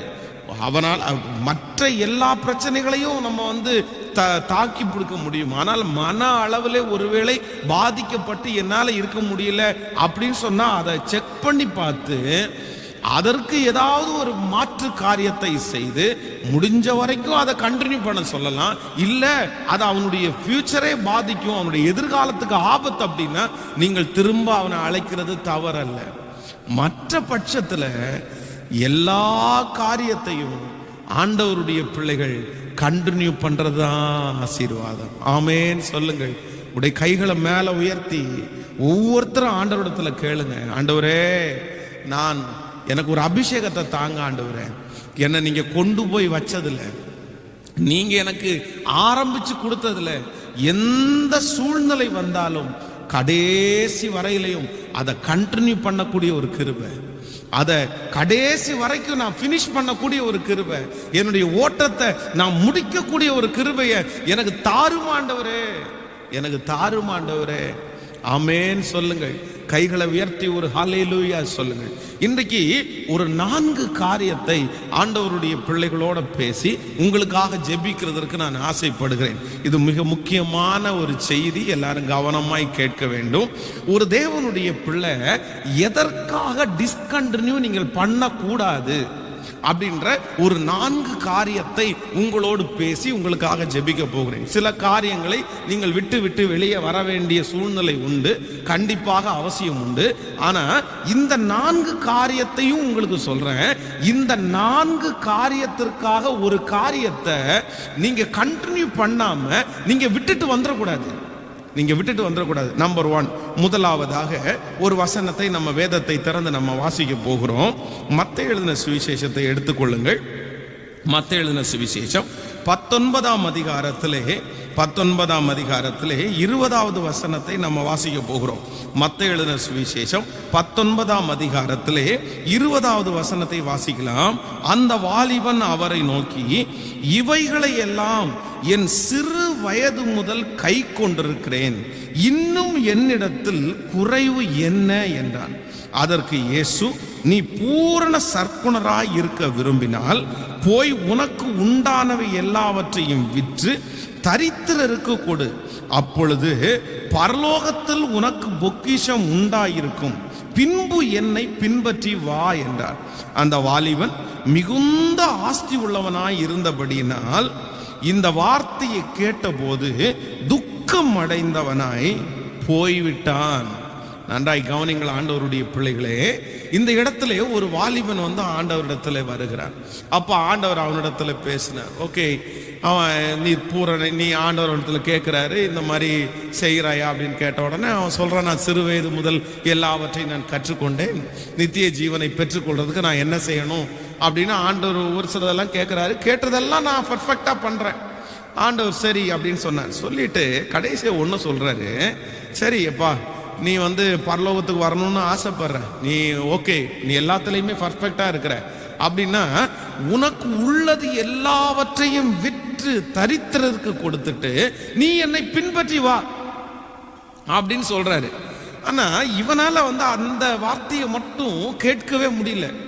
வேதம் சொல்லுது, ஆண்டவருடைய சமூகத்திலே வந்து துக்கமுகமாய் திரும்பி போன ஒரு வாலிபன் வந்து இந்த வாலிபன் தான். ஏன் இந்த வாலிபன் வந்து திரும்பி போன அப்படின்னா, இந்த போலியான உலகத்திலே இருக்கிற அந்த போலியான அந்த ஆசீர்வாதத்தை அவனால விட முடியல. அப்படின்னா நம்பர் 1, முதலாவதாக ஒரு தேவனுடைய பிள்ளை எதனால டிஸ்கண்டினியூ பண்ணக்கூடாது அப்படின்னா, போலியான உயர்வுக்காக நீங்கள் செய்து கொண்டிருக்கிற காரியத்தை ஒரு நாளும் டிஸ்கண்டினியூ பண்ணக்கூடாது. நான் உங்களுக்கு தெளிவாய் அதை குறித்து நான் உங்களுக்கு சொல்லுகிறேன். இப்போ வந்து ஒரு இடத்துல நீங்க வேலை பார்த்துட்டு இருக்கிறீங்க. அப்போ அந்த இடத்துல வேலை பார்க்கும்போது அதுக்கு வந்து ஒரு சம்பளம் ஒன்று கிடைக்குதுன்னு வைங்களேன், ஒரு 100 ரூபா சம்பளம் கிடைக்குது. அப்போ இன்னொருத்தர் வராரு, வந்து சொல்கிறாரு, நீ எதுக்கு இந்த மாதிரி 100 ரூபா வேலை பார்த்துட்டு இருக்கிற, நீ செய்கிற வேலைக்கு எப்படியும் 500 ரூபா சம்பளம் தரணுமே, நீ இந்த 100 ரூபா சம்பளத்துக்கு வேலை செஞ்சு நீ கஷ்டப்படாத, நான் இன்னொரு இடத்துல சேர்த்து விடுறேன், அந்த இடத்துல போய் நீங்கள் ஜாயின் பண்ணிடு, அந்த இடத்துல ஜாயின் பண்ணினா உனக்கு 500 ரூபா சம்பளம் கிடைக்கும் அப்படின்னு ஒருத்தங்க சொல்கிறாங்க. அப்படின்னா நான் சொல்கிறேன், அந்த இடத்துக்கு போக வேண்டாம் என்று சொல்லவில்லை. அந்த உயர்வு, நீங்கள் போகிற அந்த காரியம் உங்களுக்கு நிரந்தரமானதா இருக்கிறதா, அது போலியானதா இருக்கிறதா, நிரந்தரமா அப்படின்னா அது வந்து டைமிங் மட்டும்தான், அந்த நேரத்திற்கு அது ஓகே கிடைக்கும் நமக்கு, ஆனால் அது நிரந்தரமா இருக்காது. நிரந்தரமாய் இல்லாத ஒரு உயர்வுக்காக இருக்கிற அந்த காரியத்தை ஒரு தேவனுடைய பிள்ளை டிஸ்கண்டினியூ பண்ணி போவார்களே, ஆனால் மிகப்பெரிய ஆபத்துக்குள்ளே மாட்டி விடுவார்கள். அது போலியான உயர்வு. அதான் சர்ச்சில் இருக்கிற ஒரு வாலிப தம்பி ரொம்ப அழகாக வேலைக்கு போயிட்டு இருந்தார். மாதமானால் 12,000 ரூபாய் சம்பளம். ஆனால் டெய்லி காலையில் 8:30 மணிக்கு எந்திரிச்சு அவன் வந்து கண்டிப்பாக அதை கரெக்டாக போகணும். சாயந்தரம் 6 மணி வரைக்கும் அந்த வேலையை அவர் செய்யணும். அப்போ வந்து கண்டினியூவாக போயிட்டுருக்கிறாரு. ஒரு மாதம் சம்பளம் வாங்கிட்டாரு, கரெக்டாக போயிட்டுருக்குது. அவனுடைய உடம்பு ரொம்ப கிளியர் ஆயிடுச்சு. அவன் நல்லா காலையில் ட்ரெஸ் பண்ணி போக ஆரம்பிச்சுட்டான், ரெகுலர் பண்ண ஆரம்பித்தான், எல்லாம் நல்லா போயிட்டுருக்குது. திடீர்னு ஒரு நண்பன் வருகிறான், வந்து சொல்கிறான், என்னப்பா எவ்வளோ சம்பளம் வாங்குற அப்படின்னா, மாதம் 12,000 ரூபா சம்பளம் வாங்குற. நீ என்னடா மாதம் 12,000 ரூபா சம்பளம் வாங்குற, நீ 10 நாள் வேலை செஞ்சாலே அந்த 12,000 ரூபா சம்பாரிச்சிக்கலாம், உனக்குள்ள அவ்வளோ திறமை இருக்குது அப்படின்னு சொல்லி ஒரு டெம்பரவரியாக அந்த அவன் செஞ்சுட்டு இருக்கிற வேலையை டெம்பரவரியாக ஒரு இடத்துல வந்து இந்த மாதிரி ஒரு சின்ன ஆர்டர் இருக்குது, அதை நீ பண்ணி கொடு, அதை பண்ணி கொடுத்தனா உனக்கு ஒரு 20,000 ரூபா வந்து வருமானம் கிடைக்கும் அப்படின்னு சொன்ன உடனே, ஐயோ நமக்கு 20,000 ரூபா கிடைக்குதே, 10 நாள் வேலை செஞ்சா போதும் 20,000 ரூபா கிடைக்கும் அப்படின்னு சொல்லி இந்த 20,000 ரூபாவுக்கு ஆசைப்பட்டு அந்த மாத சம்பளத்தை விட்டுட்டு வந்து இந்த போலியான உயர்வுக்காக இந்த தம்பி வந்து இங்கே இந்த வேலையை செய்ய ஆரம்பிச்சிட்டாரு. இந்த வேலையை செஞ்சாரு, 10 நாளையில் செஞ்சு கொடுத்துட்டாரு, 20,000 ரூபா சம்பளம் கிடைச்சிருச்சு. வீட்டில் கொண்டு போய் 20,000 ரூபா கொடுத்தாச்சு. அவ்வளோதான், 2 மாதத்தினுடைய சம்பளத்தை நான் ஒரே அடியாக வாங்கி கொடுத்துட்டேன் அப்படின்னு ரொம்ப பெருமை அடிக்கிறார். ஆனால் அடுத்த வாரத்தில் நான் தான் இந்த மாதம் 20,000 ரூபா சம்பாரிச்சிட்டேனே, நான் தான் இந்த மாதம் 20,000 ரூபா சம்பாரிச்சிட்டேனே, இனி 2 மாதம் கூட நான் ஃப்ரீயாக இருக்கலாமே அப்படி சொல்லி சொல்லி சொல்லியே அந்த வேலையை விட்டுட்டு வந்ததற்கு பிறகு இன்றைக்கு கிட்டத்தட்ட ஒரு 3 ஆண்டுகள் ஆகிறது. இந்த 3 ஆண்டுகளாக நிரந்தரமான ஒரு வேலை அவருக்கு இல்லவே இல்லை. நிரந்தரமான வேலை இல்லை. 2 நாள் வேலை செய்ய வேண்டியது, வீட்டில் வந்து படுத்துக்க வேண்டியது. 3 நாள் வேலை செய்ய வேண்டியது, வீட்டில் வந்து படுத்துக்க வேண்டியது. அப்போ ஒன்று நினைத்து கொள்ளுங்கள், இன்றைக்கு நிறைய பேர் தங்களுடைய வாழ்க்கையிலே ஆரம்பித்த காரியத்தை பாதி வழியிலே விடுகிறதற்கு காரணம் என்ன அப்படின்னா, போலியான உயர்வு. அதான் உலகத்தில் ஒரு பழமொழி சொல்லுவாங்க, அக்கறை மாட்டுக்கு இக்கரை பச்சை அப்படின்னு சொல்லுவாங்க. அந்த ஆற்றுக்கு அந்த புறத்தில் இருக்கிற மாடு ஆற்றுக்கு இந்த பக்கத்தில் இருக்கிற அந்த தோட்டத்தை பார்க்கும்போது அவருக்கு பச்சை பச்சையாக தெரியுமாமா. அதே மாதிரி இங்கே இருக்கிற மாடுக்கு அந்த பக்கத்தில் இருக்கிற அந்த நிலங்கள் வந்து பச்சை பச்சையாக தெரியுமா. இன்னைக்கு நிறைய பேருடைய வாழ்க்கையில் அப்படிதான். இங்கே இருக்கிறவங்களுக்கு அங்கே போனால் நல்லா இருக்கும்ல, அங்கே இருக்கிறவங்களுக்கு இங்கே வந்தால் நல்லா இருக்கும்ல. இல்லை இல்லை, இந்த மாதிரி போலியான உயர்வுக்கு ஆசைப்பட்டு ஒரு தேவனுடைய பிள்ளை, தயவு செய்து ஆண்டவர் உங்களுக்கு கொடுத்திருக்கிற ஆசீர்வாதத்தை நீங்க வந்து ஒரு நாளும் டிஸ்கண்டினியூ பட்டு போய்விடாதிருங்க. அற்பமாய் காண்பிக்கிற ஆசையை பார்த்து நீங்க வந்து உங்களுடைய வழியை தடுமாற பண்ணாதீங்க. அது ஆண்டவருக்கு விரோதமான பகை. கணவன் மனைவி அப்படிதான். சிலர் ஆசையாய் பேசுவார்கள், சிலர் இன்பமாய் பேசுவார்கள், சிலர் பிடிக்கிறது மாதிரி பேசுவாங்க. அவ்வளோதான். பிடிக்கிறது மாதிரி பேசின உடனே இவங்களுக்கு என்ன அப்படின்னா, ஐயோ நான் அவனுக்கு வாழ்க்கப்பட்டுற கூடாதா, அந்த பொண்ணை நான் கல்யாணம் பண்ணியிருக்க கூடாதா, உடனே அப்படிப்பட்ட அவங்க எவ்வளோ ஆசையாக இருக்கிறாங்க, அவங்க எவ்வளோ பாசமாக இருக்காங்க, அவங்க எவ்வளோ நல்ல கேரக்டர், என்னுடைய மனைவிக்கு நல்ல கேரக்டர் இல்லையா, கணவனாருக்கு நல்ல கேரக்டர் இல்லை, அவங்களுக்கு இவ்வளோ அழகான கேரக்டர் இருக்குது, அந்த கேரக்டர் என் கூட மேட்ச் ஆகும், அந்த கேரக்டர் எனக்கு ஒத்து போகும். கல்யாணம் பண்ணி 5 வருஷம் தாண்டினதுக்கு அப்புறம் 10 வருஷம் தாண்டினதுக்கு அப்புறம் இப்படி பேசுகிற கணவன் மனைவி இருக்கிறார்கள். அப்போ ஒரு போலியான ஒரு உயர்வை, ஒரு போலியான ஒரு பிளஸ்ஸிங்கை பார்த்த உடனே இப்ப இருக்கிற அந்த ஓட்டத்தை டிஸ்கண்டினியூ பண்ணலான்னு நினைக்கிறாங்க. நான் சொல்றேன், அது கண்டிப்பாக காணல் நீர். அது ரொம்ப நாள் உங்களோட இருக்க முடியாது. நீங்கள் ஒரு போலியான உயர்வுக்காக இருக்கிற ஆசீர்வாதத்தை விடுவீர்களே ஆனால் கண்டிப்பாக அது நிரந்தரம். நீங்கள் அதற்கு என்ன சொல்லலாம் அப்படின்னு சொன்னா, நீங்க நிரந்தரமா இருக்குமா அப்படின்னு யோசிக்கலாம். இந்த ஆசீர்வாதம் நிரந்தரமா இருக்குமா, நான் இந்த இடத்த விட்டு போனா அது எனக்கு கடைசி லாஸ்ட் ஃபினிஷ் வரைக்கும் எனக்கு கரெக்டா இருக்குமா, அதுல எனக்கு எதிர்காலம் இருக்கிறதா அப்படின்னு நீங்கள் செக் பண்ணி, ஒருவேளை அந்த ஆசீர்வாதம் நிரந்தரமா இருந்தால், அது எனக்கு கண்டினியூவா இருக்கும், எனக்கு சாகிற வரைக்கும் இனி எந்த பிரச்சனையுமே இல்லை அப்படின்னு நினைச்சா ஒருவேளை அந்த வேலையில போய் ஜாயின் பண்ணலாம். ஓகே, நமக்கு ஒரு ஃபிக்ஸ் ஆயிடுச்சு, கர்த்தர் கொடுத்தாரு அப்படின்னு நம்ம சொல்லலாம். அது இல்லாத பட்சத்திலே போலியான உயர்வுக்காக ஒரு நாள் ஆண்டவருடைய பிள்ளைங்க என்ன பண்ணக்கூடாதுன்னா, டிஸ்கண்டினியூன்ற ஒன்று பண்ணவே கூடாது. ஹல்லேலூயா. எத்தனை பேர் ஆமோதிக்கிறீங்க? நம்பர் 1, முதலாவதாக எதற்கு டிஸ்கண்டினியூ பண்ணக்கூடாதுன்னா, போலியான உயர்வுக்காக. நீங்கள் இருக்கிற இடத்துல கொஞ்சம் கஷ்டமா இருக்கிறது, ஆனால் இப்பொழுது உங்களுக்கு நேர ஆசையை காண்பிக்கிறது ஒரு பெரிய ஆசையா இருக்கிறது. ஆனால் அது நிரந்தரம் இல்லை, அது டெம்பரவரி. இது நிரந்தரமானது. டெம்பரவரியா இருக்கிற நிரந்தரம் இல்லாத ஒன்றுக்காக நீங்க டிஸ்கண்டினியூ பண்ணி போயிட்டீங்க அப்படின்னா, அங்கிருந்து அதற்கு பிறகு நீங்கள் நிலைவரமாகவே முடியாது. ஹல்லேலூயா. நம்பர் 2, இரண்டாவதாக இன்னொரு காரியத்தை நம்ம வாசிக்க போறோம். எல்லாரும் எடுத்துக்கொள்ளுங்கள். 2 சாமுவேலின் புஸ்தகம் 16ஆம் அதிகாரத்தை எடுத்துக்கொள்ளலாமா? 2 சாமுவேல் 16ஆம் அதிகாரத்திலே 20வது வசனத்தை நம்ம வாசிக்க போகிறோம். 2 சாமுவேல் 16ஆம் அதிகாரம் 20வது வசனத்தை வாசிப்பீர்களே ஆனால் வாசிக்கலாம், சேர்ந்து வாசிக்கலாம். அப்சலோம் அகித்தோப்பேலை பார்த்து, நாங்கள் செய்ய வேண்டியது இன்னதென்று ஆலோசனை சொல்லும் என்றார். அப்பொழுது அகித்தோப்பேல் அப்சலோமை நோக்கி, வீட்டை காக்க உம்முடைய தகப்பன் பின் வைத்த அவருடைய மறுமனையாட்டிகளிடத்தில் பிரவேசியும்.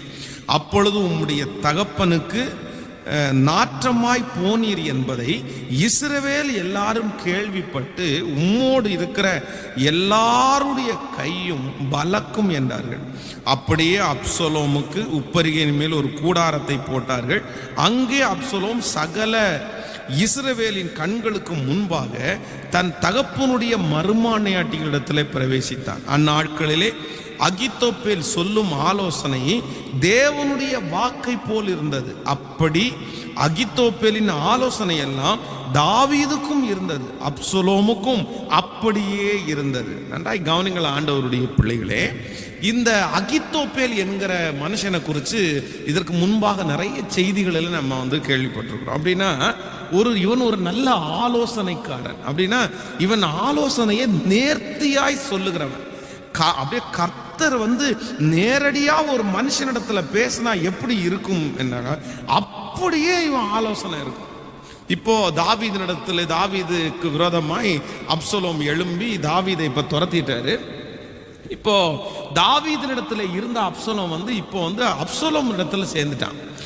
அப்சலோம் இடத்துல சேர்ந்த உடனே இந்த அப்சலோம் சொல்றாரு, ஆலோசனை எனக்கு சொல்லுங்க, இந்த மாதிரி நான் என்ன பண்ணணும், என்ன செஞ்சா எங்க அப்பாவை ஜெயிக்கலாம் அப்படின்னு சொன்ன உடனே இந்த அகித்தோப்பேல் தன்னுடைய மகன் தாவீதினுடைய மகனாகிய அப்சலோமுக்கு நிறைய ஆலோசனை சொல்றாரு. ஒன்று பண்ணுப்பா, உன்னுடைய அப்பாவுடைய மறுமனை மாட்டிகளுடைய எல்லா இடத்துலையும் போய் சேர்ந்துரு, அவங்கள கரைப்படுத்திரு, அப்போ எல்லாரும் உங்களிடத்துல சேர்ந்துருவாங்கன்னு சொன்னா இவன் அதை மாதிரியே செய்யறான். அது வந்து உடனே ஜனங்கள் எல்லாம் அவன் பக்கமாய் திரும்புவதற்கு ஏதுவாய் மாறிடுச்சு. ஆனா அடுத்ததாக இப்ப தாவீதை இப்ப கொல்லணும். தாவீதை கொல்றதற்காக எப்படி கேட்கலாம் அப்படின்னு சொல்லி அகித்தோப்பேலிடத்துல இவன் ஆலோசனை கேட்கிறான். அவனுடைய ஆலோசனை சரியா இருக்குது. ஆனா இன்னொருத்தர் வந்து ஊசாயின்ற ஒருத்தர் வந்து அந்த ஆலோசனையை குழப்பி விடுறார். உடனே அப்சலோம் வந்து இந்த அகித்தோப்பேலுடைய ஆலோசனையை விட அந்த ஊசாயினுடைய ஆலோசனையை அவன் வந்து கேட்க ஆரம்பிச்சிட்டான். இப்போ தன்னுடைய வார்த்தைய ராஜா கேட்கல, தன்னுடைய வார்த்தைக்கு அங்க மரியாதை இல்லை அப்படின்னு தெரிஞ்ச உடனே அவ்வளவுதான், அந்த ஃபர்ஸ்ட் ரிஜெக்ஷன். இதற்கு முன்பாக அவன் சொன்னதை இந்த அப்சலோம் கேட்டான். ஆனா இப்ப மட்டும்தான் கேட்கலன்னு தெரிஞ்ச உடனே வேதம் சொல்லுது, அந்த இடத்தை விட்டு, அந்த வேலையை விட்டு, அந்த ராஜாவிடத்துல இருக்கிறதை விட்டு விட்டு போய் இறந்து போயிட்டான். கவனிங்க, இன்னைக்கு நிறைய பேர் சில காரியங்களை ஏன் வந்து நிறைய பேர் டிஸ்கண்டினியூ பண்றாங்க அப்படின்னா, அவங்கள எதுவுமே சொல்லக்கூடாது. எதுவுமே சொல்லக்கூடாது. அவங்க எப்பவுமே என்ன பண்ணிட்டு இருக்கணும் தெரியுமா? அவங்கள புகழ்த்திட்டே இருக்கணும், அவங்கள தட்டி கொடுத்துட்டே இருக்கணும், அவங்கள என்கரேஜ் பண்ணிட்டே இருக்கணும். ஆனா தப்பி தவறி ஒரு வார்த்தையை நீங்க சொல்லிட்டீங்க, ஒரு மன கஷ்டப்படுற மாதிரி ஒன்று பேசிட்டீங்க, உடனே அடுத்த நிமிஷமே அவங்க என்ன பண்ணுவாங்க அப்படின்னு சொன்னா, அவ்வளோதான், நான் நீங்க இருக்க மாட்டேன், நான் கிளம்புறேன், எனக்கு வேண்டாம், என்ன இப்படி பேசிட்டீங்கல்ல, என்ன இப்படி பண்ணிட்டீங்கல்ல, நான் எதுக்கு இருக்கணும், நான் இருக்க மாட்டேன், எனக்கு பிடிக்கல. அதான் ஒருத்தர் வந்து ஒரு கிட்டத்தட்ட ஒரு 30 ஆண்டுகளாக ஒரு கம்பெனியில் வேலை பார்த்தார். கண்டினியூவா அந்த கம்பெனி ஆரம்பிச்சது முதற்கொண்டு அவர் தான் அங்க இருக்கிறாரு. எல்லாத்தையுமே அவர் பார்த்துட்டாரு. ஓனருக்கு ரைட் ஹேண்டு. ஓனரும் அவருக்கு நிறைய மரியாதை எல்லாம் கொடுத்து வச்சிருந்தாரு.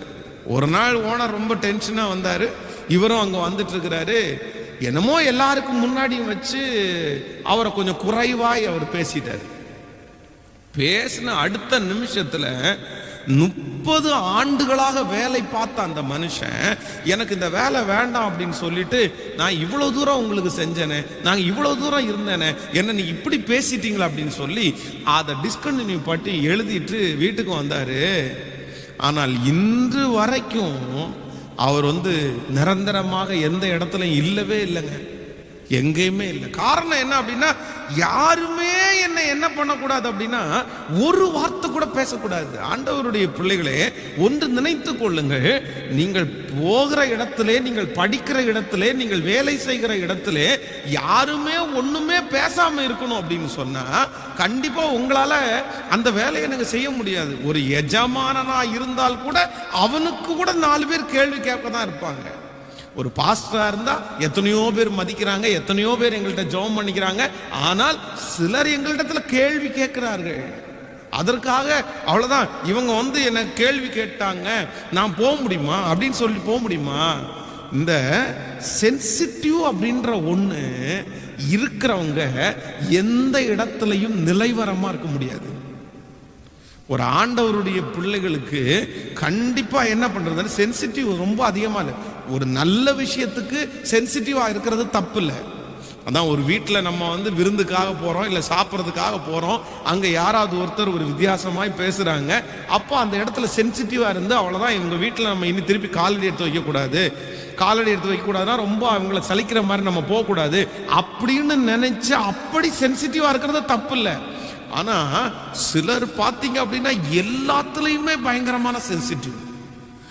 அந்த சென்சிட்டிவ் அதான் அந்த ஆண்டவருடைய பிள்ளைகளுக்கு சூடு சொரணம் இருக்கக்கூடாதுன்னு சொல்லுவாங்க. சென்சிட்டிவ் அப்படின்ற ஒன்று இருக்குமே, ஆனால் உங்களால கண்டிப்பாக நீங்கள் செய்கிற காரியத்தை கண்டினியூ பண்ணவே முடியாது. அதனால நிறைய பேர் இன்னைக்கு தங்களுடைய வாழ்க்கையில நிலைவரமா இருக்க முடியாததுக்கு காரணம் என்ன தெரியுமா? அவங்க டிஸ்கண்டினியூ பண்ணதுக்கு காரணம் என்ன தெரியுமா? அவங்க ஏன் கண்டினியூ பண்ணலை அப்படின்னா, நான் சொல்றேன், அந்த ஒரு வார்த்தையை அவங்களால ஏற்றுக்கவே முடியல. என்ன எப்படி கேள்வி கேட்கலாம், நான் இங்கே இருக்க மாட்டேன். நான் ஒருத்தர் வந்து மாதமானால் 25,000 ரூபாய் அவர்களுக்கு அனுப்புகிறார். 25,000 ரூபாய் அனுப்பி எல்லா உதவிகளையும் அவர் செய்கிறார். அவருக்கு எல்லாம் பார்த்து அப்போ வந்து 25,000 ரூபா ஒருத்தர் சம்பளம் கொடுக்குறாரு அப்படின்னா கேள்வி கேட்பாரா கேட்க மாட்டாரா? 25,000 ரூபாய் சம்பளம் கொடுக்குறவர் அதை ஏன் செய்யலை, இதை ஏன் செய்யலை, இதை ஏன் பண்ணலை, ஏன் லேட்டு, எங்க போனீங்க அப்படின்னு சொல்லும்போது சரியான பதிலை கொடுக்க வேண்டியது நம்முடைய வேலை.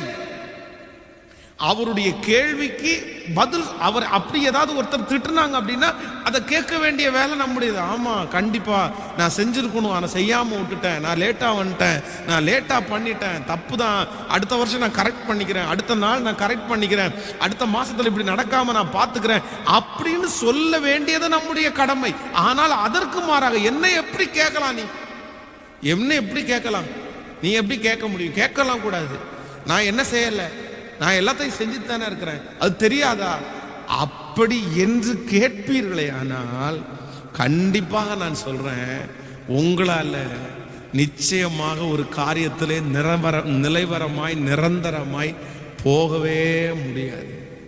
நல்ல ஆண்டவரிடத்துல கேளுங்க, ஆண்டவரே எனக்கு ரொம்ப சென்சிட்டிவா நான் இருக்கக்கூடாது, ஆண்டவரே ரொம்ப சென்சிட்டிவா இருக்கக்கூடாது. நீங்கள் சவுலை குறித்து வேதம் சொல்லுகிறது, சவுல் தன்னுடைய ராஜ்ய பாரத்தை இழந்ததற்கு பல காரணங்களில் ஒரு முக்கியமான காரணம் என்ன அப்படின்னா சென்சிட்டிவ் தான். அப்படின்னா வந்து அந்த தாவீதை அவனுக்கு முன்பாக வைத்து புகழ்கிறார்கள், அதுல சென்சிட்டிவ் ஆனவன் தான். அது ஒன்றும் பெரிய விஷயம் இல்லை, அது வந்து ஒரு விதத்துல பார்த்தா அது கஷ்டம் தான். நம்ம தலைவனா இருக்கும்போது ஒரு கீழே இருக்கிற ஒரு அசிஸ்டண்ட்டை வந்து நமக்கு முன்னாடி புகழ்றது வந்து கஷ்டமா தான் அவனுக்கு இருந்திருக்கலாம். ஆனா அதை ஒரு பெரிய விஷயமா அவன் எடுக்க வேண்டிய அவசியமே இல்லை, ரைட்டு? அதை ஒரு சென்சிட்டிவா எடுக்க வேண்டிய அவசியம் இல்லை, ரைட்டு? இந்த டைம் அவன் வந்து இந்த காரியத்தை செய்தான், அவன் கோலியாத் எவ்வளோ பெரிய மகா வீரனை அவன் கொண்டான், பரவாயில்லப்பா, நீ இவ்வளோ பெரிய ஆளா இருக்கிறிய, இவ்வளோ பெரிய தைரியம், தட்டி கொடுத்துட்டு போயிருந்தாருன்னா பெரிய விஷயம் இல்லை. ஆனா அதை ரொம்ப சென்சிட்டிவா அப்படி எப்படி பாடலாம் அப்படின்றத, அந்த சென்சிட்டிவ் வந்து பாத்தீங்க அப்படின்னா அவனுடைய ராஜ்ய பாரத்தையே இழக்க வச்சிருச்சு. இந்த வார்த்தை யாருக்காக ஆண்டவர் பேசுறாருன்னு தெரியாது. ஒவ்வொருத்தரும் நீங்க அப்படி ரொம்ப சென்சிட்டிவா இருந்தா உங்க குடும்ப வாழ்க்கையை வெற்றியா வாழ முடியாது, உங்க குடும்பத்தை நீங்க ஓட்ட முடியாது, உங்க படிப்பை நீங்க கண்டினியூ பண்ண முடியாது, உங்கள் வேலை ஸ்தலத்திலே நீங்கள் சரியாக வேலை செய்ய முடியாது. அதனால எல்லாரும் ஆண்டவரிடத்துல கேட்கணும், ஆண்டவரே எனக்கு யார் என்ன சொன்னாலும் நான் ஒரு காரியத்தை துவங்கினால் மற்றவங்க சொல்றதற்காக நான் அதை டிஸ்கண்டினியூ பண்ண மாட்டேன். ஆமென். நம்பர் 1, முதலாவதாக போலியான உயர்வுக்காக டிஸ்கண்டினியூ பண்ணக்கூடாது. நிரந்தரமற்ற ஒரு உயர்வுக்காக நீங்கள் வந்து டிஸ்கண்டினியூ பண்ணக்கூடாது. நீங்கள் டிஸ்கண்டினியூ பண்ணுகிறீர்களே ஆனால் அடுத்து நீங்கள் காலடி வைக்கிறது நிரந்தரமா என்று செக் பண்ணணும். நம்பர் 2, இரண்டாவது, யாராவது ஒருத்தர் ஏதாவது ஒன்று சொல்லிட்டாங்கன்றதுக்காக நீங்கள் கண்டிப்பாக அந்த காரியத்தை டிஸ்கண்டினியூ பண்ணக்கூடாது. பேசதான் செய்வாங்க, எல்லாரையுமே பேசுவாங்க, உலகத்திலே பெரிய பெரிய நபர்களை கூட பேசுவார்கள். பேச்சு வாங்காத மனுஷன் எதுவுமே இல்லை. பழி சொல்லுவார்கள், தேவையற்றதை சொல்லுவார்கள், செய்யாததை சொல்லுவார்கள். ஆனா ஆண்டவருடைய பிள்ளைங்க அதற்காக விட்டுட்டு போயிடவே கூடாது. ஆமென் சொல்லுங்கள். ஸ்கூல்ல படிக்கும்போது ஒரு பெண், ஒரு நல்ல வாலிப பெண், அந்த வாலிப பொண்ணு வந்து அந்த டீச்சரை வந்து ரொம்ப நேசிக்கிற ஒரு பெண். டீச்சருக்கு வந்து வீட்டில் இருந்து சிக்கன் குழம்பு வச்சாங்கன்னா டீச்சருக்கு கொண்டு வந்து கொடுக்கறது, டீச்சருடைய பேகை தூக்கிக்கிறது, அது மாதிரி டீச்சருக்கு ரொம்ப ஹெல்ப், ரொம்ப அட்டாச்சு. டீச்சர் டீச்சர் டீச்சர் அப்படின்னு ரொம்ப உயிர். அப்போது ஆனால் அந்த டீச்சருக்கு வந்து கொஞ்சம் விகற்பமாக தெரிஞ்சிருக்குது. இல்லை இந்த புள்ள வந்து +2 முடிச்சுட்டு போகிறா, +2 முடிச்சுட்டு போனதுக்கு அப்புறமும் இவன் வந்து என் மேலே ரொம்ப அட்டாச்சாக இருந்தா அப்படின்னு சொன்னால் அப்புறம் அவளுக்கு படிப்பு கான்சன்ட்ரேட் இல்லாமல் போயிடும். அவள் வந்து ஒருவேளை அப்புறம் என்ன நினச்சிட்டு இன்னொரு ஸ்கூலில் போய் படிக்காம விட்டா என்ன பண்ணுறது அப்படின்னு சொல்லி கொஞ்சம் கொஞ்சமாக அந்த பிள்ளைய கொஞ்சம் ஒதுக்கலாம் அப்படின்னு நினச்சார். அப்படின்னா அவள் மேலே தன் மேலே இருக்கிற பாசத்தை அவள் எடுத்து போடணும்னு நினச்சி பண்ணிகிட்டே இருந்தாங்க. +2 முடியும் போது இந்த பொண்ணு வீட்டில் இருந்து கொடுத்த சின்ன சின்ன கொஞ்சம் மணி எல்லாம் சேர்த்து வச்சு இது ஒரு நடந்த சம்பவம், ஒரு அழகான பேகை வாங்கி அந்த டீச்சருக்கு கிஃப்டாக கொடுக்கறதுக்காக கொண்டு போனாங்க. உடனே அவங்க என்ன நினைச்சாங்க அப்படின்னா, இந்த கிஃப்டை நம்ம வாங்கிட்டோம் அப்படின்னு சொன்னா இந்த பிள்ளைக்கு இன்னும் கொஞ்சம் நம்ம மேல பாண்டேஜ் ஆயிரும் அப்படின்னு நினைச்சு உடனே ஒரே திட்டு. இல்லை நீ எடுத்துட்டு போ, யாருக்கு வேணும் பேக், நான் அவன்கிட்ட கேட்டேன் நான் பேக் வாங்கி தர்றதுக்கு, அப்படி இப்படின்னு போய் திட்டி பேகை தூக்கி போட்ட உடனே இந்த பிள்ளை வந்து பேகை எடுத்துட்டு நேராக வீட்டுக்கு போச்சு. வீட்டுக்கு போய் அவங்க அம்மாவுக்கு ஃபோன் பண்ணி, இந்த மாதிரி நான் டீச்சருக்கு பேக் வாங்கி கொடுத்தேன், பேகை டீச்சர் தூக்கி அடிச்சிட்டாங்க அப்படின்னு சொன்ன உடனே அவங்க அம்மா அங்கேருந்து ரொம்ப திட்டுறாங்க. உனக்கு இது தேவையா, ஏன் அப்படி பண்ண, நீ எதுக்காக அவங்களுக்கு வாங்கி கொடுக்கணும், அவங்க தான் உன்னை வெறுக்கிறாங்கன்னு தெரியுதில்ல அப்படின்னு சொல்லி அவங்களும் திட்டுன உடனேயே தன்னுடைய வீட்டில் யாருமே இல்லாத போது கதவை அடைத்து தூக்கில் தொங்கிருச்சு, இறந்தே போயிடுச்சு. பாருங்க, அந்த அளவிற்கு பிள்ளைகள் வந்து சென்சிட்டிவா இருக்கிறாங்களே. இப்ப வாழ்க்கையே போயிருச்சு, எதிர்காலமே இல்லை, அவ்வளவுதான், முடிஞ்சிருச்சு. இந்த வார்த்தைக்காக ஒருத்தர் ரிஜெக்ட் பண்ணிட்டாங்கன்ற அந்த ஒரே ஒரு காரணத்திற்காக தன்னுடைய வாழ்க்கையே முடித்துக் கொள்ளுகிற ஒரு நிலைமைக்கு அந்த பிள்ளை தள்ளப்பட்டுச்சு. நடந்த சம்பவம் நீங்க கூட நிறைய பேர் பேப்பர்ல வாசிச்சிருப்பீங்க. அப்போ நான் சொல்றேன், இந்த ஜெபத்துல இருக்கிற ஆண்டவருடைய பிள்ளைகளே, சென்சிட்டிவ் வந்து கண்டிப்பா வந்து ஊழியத்திற்கோ உயர்வுக்கோ ஆகவே ஆகாது. காரி துப்புனா கூட தொடச்சு போட்டு அடுத்த நிமிஷம் நம்முடைய வேலையை தொடரணும். அதுதான் ஒரு தேவனுடைய பிள்ளைக்கு அழகு. நான் பலிபீடத்தில் நிற்கிறேன், இந்த ஊழியத்திலே வாங்காத கெட்ட வார்த்தைகளா? எத்தனை கெட்ட வார்த்தை தெரியுமா? எப்படியெல்லாம் பேசியிருக்காங்க தெரியுமா? ரொம்ப அசுத்தமான கெட்ட வார்த்தையிலே திட்டி இருக்கிறார்கள். முன்னாடி நிக்க வச்சு திட்டி இருக்கிறார்கள். இந்த ட்ரெஸ் போடுறதுக்கு திட்டி இருக்கிறாங்க, தாடி வச்சிருக்கிறதுக்கு திட்டி இருக்கிறாங்க, என்னென்ன ஐயோ அப்படி பச்சையா கேட்டிருக்கிறாங்க. ஆனா இதுவரைக்கும் அந்த காரியத்தை குறித்து ஒரு சென்சிட்டிவ் ஆகி அவ்வளவுதான், ஐயோ இப்படி நம்மளை பேசிட்டாங்களே, இப்படி சொல்லிட்டாங்களே, நம்ம இனி இப்படி பண்ணக்கூடாது, இந்த ஊழியம் செய்யக்கூடாது அப்படின்னு நினைச்சதே இல்லை. ஆமா, அவங்க சொல்லுவாங்க, 10 பேர் சொல்லத்தான் செய்வாங்க, 10 பேர் கிண்டல் பண்ணதான் செய்வாங்க. அதற்காக என்னுடைய காரியத்தை நான் விட முடியுமா? என்னுடைய ஊழியத்தை நான் விட முடியுமா? அவ்வளவுதான். ஒரு நாள் புரிந்து கொள்வார்கள், ஒரு நாள் அறிந்து கொள்வார்கள்.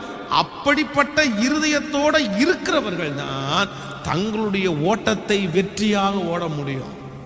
எனக்கு தெரியும், நிறைய பேர் அவங்களுடைய வாழ்க்கையில எதுக்காக டிஸ்கண்டினியூ பண்ணாங்க அப்படின்னு சொன்னா, யாராவது ஒன்று பேசிட்டாங்கன்னா அதை கண்டினியூ பண்ண மாட்டாங்க. அதை கண்டினியூ பண்ண, ஐயோ பேசிட்டாங்க. இல்லை, மனிதனுடைய வார்த்தையை நம்ம இருதயத்துக்குள்ள கொண்டு வந்து நம்ம துவங்கினதை மனிதனுக்காக ஒரு நாளும் விடவே கூடாது. ஆண்டவர் யாரோ ஒருத்தரிடத்துல கத்த தெளிவாய் பேசுகிறார்.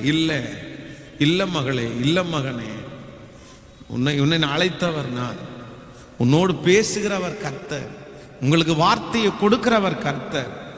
யார் என்ன வேண்டும் என்றாலும் சொல்லி கொண்டு போக வேண்டும். அவர்கள் கண்களுக்கு முன்பாகவே நம்மை தைரியப்படுத்துகிறவர், ஆசீர்வதிக்கிறவர் நம்மோடு கூட இருக்கிறார். ஆமென் சொல்லுங்கள். எத்தனை பேர் ஆமோதிக்கிறீங்க? இருதயத்தின் ஆழத்திலிருந்து கைகளை உயர்த்தி ஆண்டவரிடத்துல சொல்லுங்க, ஆண்டவரே என்னை நிறைய காயப்படுத்தினார்கள், நிறைய மன வருத்தப்படுத்தினார்கள், உங்களுடைய இருதயத்தை அவர்கள் உடைத்தார்கள், நீங்க அந்த வேலையை விட்டு போவீங்க, நீங்க அந்த காரியத்தை நிறுத்துவீங்க, அந்த இடத்தை விட்டு ஓடி போவீங்கன்னு நினைச்சுதான் அவங்க திரும்ப உங்களிடத்துல பேசிக்கொண்டே இருக்கிறார்கள். ஆனாலும் ஆண்டவர் உங்களுக்கு திட மனதை கர்த்தர் தருவார், ஒரு பெரிய தைரியத்தை ஆண்டவர் உங்களுக்கு தருவார். கர்த்தரே அந்த தைரியத்தை தருவார். இல்லை, நானே அந்த தைரியத்தை நானே உன்னை நான் தைரியப்படுத்துவேன், நானே உன்னை தைரியப்படுத்துவேன். மனிதனுடைய வார்த்தைக்கு நீ அஞ்ச வேண்டாம், மனிதனுடைய வார்த்தைக்கு நீ பயப்பட வேண்டாம், நானே உன்னை தைரியப்படுத்துவேன் என்று கர்த்தர் தைரியப்படுத்துவார். ஹல்லேலூயா. இப்போ ஒரு தீர்மானம் நீங்க எடுங்க. ஆண்டவரே, யார் என்ன காரியத்தை சொன்னாலும் என்னுடைய ஓட்டத்தை நான் என்ன பண்ண மாட்டேன்னா டிஸ்கண்டினியூ நான் பண்ணவே மாட்டேன். ஹல்லேலூயா. நம்பர் 3, மூன்றாவதாக ஒரு காரியத்தை நம்ம தியானிக்க போகிறோம். ஆதியாகமம் 25வது அதிகாரத்திலே 34வது வசனத்தை வாசிக்கலாம். அப்பொழுது யாக்கோபு ஏசாவுக்கு அப்பத்தையும் பயிற்றங்கூழையும் கொடுத்தான். அவன் புசித்து குடித்து எழுந்திருந்து போய்விட்டான். இப்படி ஏசா தன் சேஷ்ட புத்திர பாகத்தை அலட்சியம் பண்ணினான். இன்னொரு விஷயம் கூட நம்ம வாசிக்க போகிறோம். ஆதியாகமம் 25ஆம் அதிகாரம் 34வது வசனம். அப்பொழுது யாக்கோபு ஏசாவுக்கு அப்பத்தையும் பயிற்றங்கூழையும் கொடுத்தான். அவன் புசித்து குடித்து எழுந்திருந்து போய்விட்டான். இப்படி ஏசா தன் சேஷ்ட புத்திர பாகத்தை அலட்சியம் பண்ணினான். நன்றாய் கவனிங்கள் ஆண்டவருடைய பிள்ளைகளே. இந்த ஏசா தன்னுடைய சேஷ்ட புத்திர பாகத்தை பத்திரப்படுத்தாம, அதை காப்பாற்றாம, அதை கண்டினியூவா வச்சுக்காம, வேதம் சொல்லுகிறது இடையிலேயே அவன் விட்டுட்டான். அவன் அதை இழந்துட்டான், கொண்டு போயிட்டான், விட்டுட்டான். சரி பரவாயில்ல, எனக்கு வேணாம் அப்படின்னு சொல்லிட்டான். அதை டிஸ்கண்டினியூ பண்ணிட்டான். ஏன் அப்படின்னா, தனக்கு ரொம்ப பசி எடுக்குது, சாப்பிடணும். இப்போ அந்த பசிக்காக, சாப்பாட்டிற்காக அவன் அதை விட்டுட்டான். அந்த சேஷ்டபுத்திர பாகத்தை அற்பமாய் நினைத்தான். அப்போ ஒன்று நினைத்துக் கொள்ளுங்கள். நம்பர் 3, மூன்றாவதாக ஒரு தேவனுடைய பிள்ளை இப்பொழுது இருக்கிற பிரச்சனையை சால்வ் பண்றதற்காக ஒரு காரியத்தை டிஸ்கண்டினியூ பண்ணிடக்கூடாது. கவனிங்கள், இப்பொழுது ஒரு பிரச்சனை இருக்கிறது, இந்த பிரச்சனையை நான் சரி செய்யணும், அவ்வளவுதான். இன்னைக்கு எனக்கு இந்த பிரச்சனை சால்வ் ஆகணும். நாளைய தினத்தை குறித்து எனக்கு கவலை இல்லை, எதிர்காலத்தை குறித்த கவலை இல்லை. எதிர்காலம் என்ன ஆகும், அடுத்தது நான் என்ன செய்வேன், எங்க போவேன், எங்க ஜாயின் பண்ணுவேன், இது எதுவுமே தெரியாது. இது எதுவுமே தெரியாது. அவர்கள் ஒன்று மட்டும்தான் நினைப்பார்கள், நீ எதுக்கு விட்டுட்டு வர அப்படின்னா, இன்னைக்கு என் சூழ்நிலை சரியில்லை, இன்னைக்கு எனக்கு ஒரு பிரச்சனை இந்த இடத்துல இருக்குது, அவ்வளவுதான்.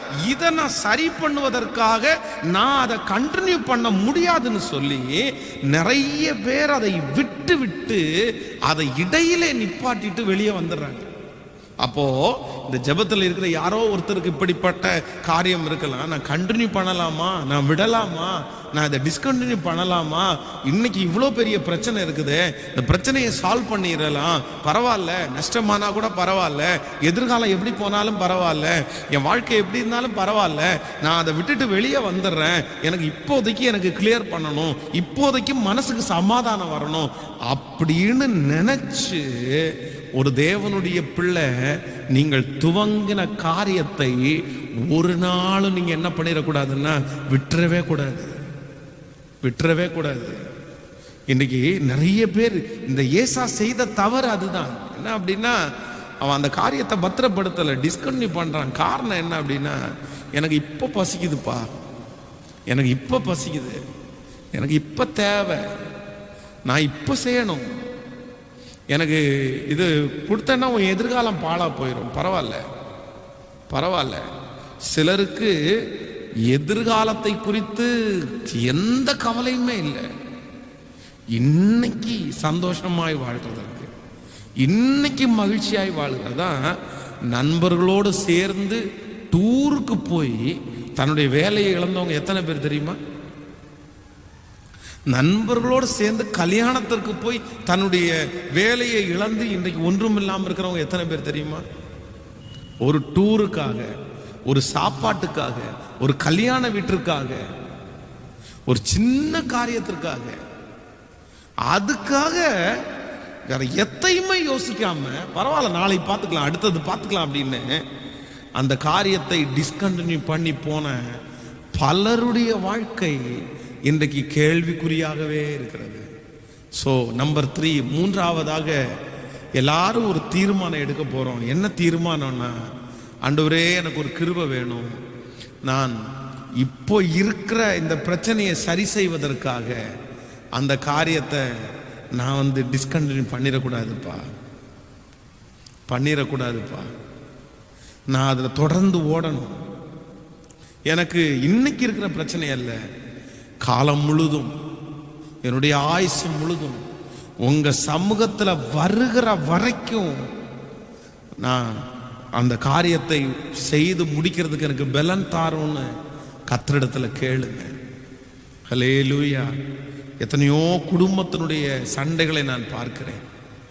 எத்தனையோ எத்தனையோ சிஸ்டர்ஸ், எத்தனையோ பிரதர்ஸ் இப்ப இருக்கிற பிரச்சனை, எங்க அப்பாவுடைய பிரச்சனையை தீர்க்கிறதுக்காக எங்க அப்பா உடம்பு நல்லா இல்லாம இருக்காங்க, எங்க அம்மா உடம்பு நல்லா இல்லாம இருக்காங்க, எங்க அம்மாவை நான் இப்ப பார்க்காம எப்ப பார்ப்பேன், எங்க அப்பாவை நான் இப்ப பார்க்காம நான் எப்ப பார்ப்பேன், அவ்வளவுதான். அதுக்காக என் கணவனாரை விட்டு நான் பிரிஞ்சா கூட பரவாயில்ல, என் குடும்பத்தை விட்டு நான் பிரிஞ்சா கூட பரவாயில்ல அப்படின்னு முடிவெடுக்கிறவங்க எத்தனை பேர்?